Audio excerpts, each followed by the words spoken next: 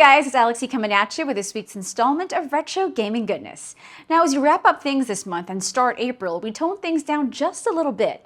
While we won't be featuring anything too explosive, we're still looking at some pretty dynamic retro games that'll keep you wanting more. And no, we're not slowing things down, don't worry. From roguelite to platformer to text-based adventure, we're covering all our bases this week, so sit tight. But before that, make sure to like and subscribe so you'll always be up to date with the latest retro news. Click that bell icon so you'll know exactly when our news goes live. Let's go!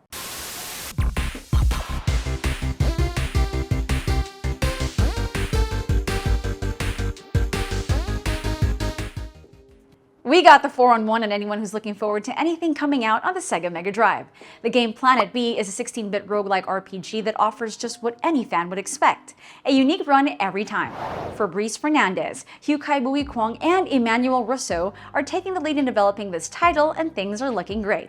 With randomly generated content, players can explore dungeons, collect items, and go through a story with a different experience every time. Just like any good roguelike. As of now, there isn't much info on Planet B, but given how there's so much love for the genre, you can best believe we'll be following up.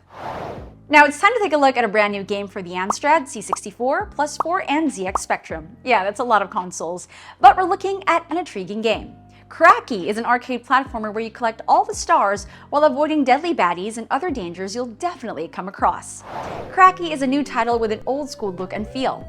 Written by Japanese developer Inufuto, who has a habit of releasing games on a multitude of 8-bit platforms. This one is his 13th release, and by the look of things, we can expect many more. The game objective is simple. Clear each level by collecting all the stars without getting killed. As for the reason why it's called Cracky, well, some parts on the game's floor literally crack when you walk over them, creating holes in the platforms. To make things even more challenging, there's no jumping, so in most levels you have to use the cracks to your advantage, or fall from the stars. So if you're in the market for a non-jumper platformer with a quirky twist, then it's time to get Cracky. Now for an adventure in text retro style. Developers Sabo together with Pygmy are doing old-school fans of the genre a solid by porting the classic text-based adventure games of Gnome Ranger and Time and Magic over to the Commodore Plus4. For those unfamiliar, Gnome Ranger is a text adventure game designed by Peter Austin and released by Level 9 in 1987, many moons ago. A year later, we got a sequel entitled Ingrid's Back, which further explored the series' plot. As for Time and Magic, you got a trilogy of interactive fiction games by the same studio.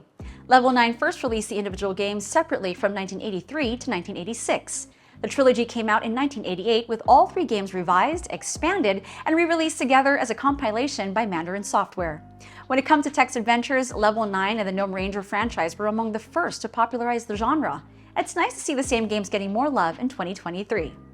Once the Commodore Plus port comes out, we'll make sure to let you know. Well, there you have it. Another week of sweet retro gaming goodness. If you have suggestions for any news to cover or if we missed anything, let us know down below. As always, don't forget to like the video so YouTube's algorithm shows us some love. Again, I'm Alexi, and I'll catch you all again next time.